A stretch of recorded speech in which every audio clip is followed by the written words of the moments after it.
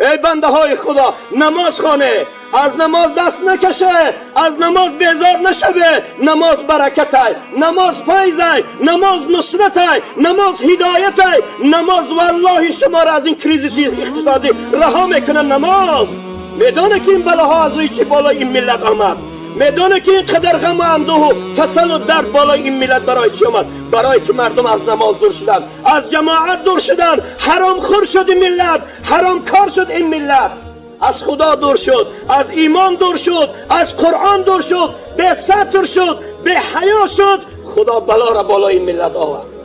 بنابراین لحاظ برادران عزیز، اکنون من نپرسیدم که نماز میخونه نمیخونه، حالی بعدی من خدای این میپرسد، خدا که صاحب بنده میپرسد من رب که خدای تو کیست؟ ربی الله. این خدا را سجده نکرده باشی میتونی که بگی ربی من تو هستی.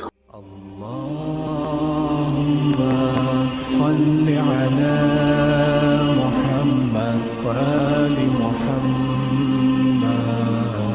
حبيب الله. اللهم صل على محمد وآل محمد حبيب الله.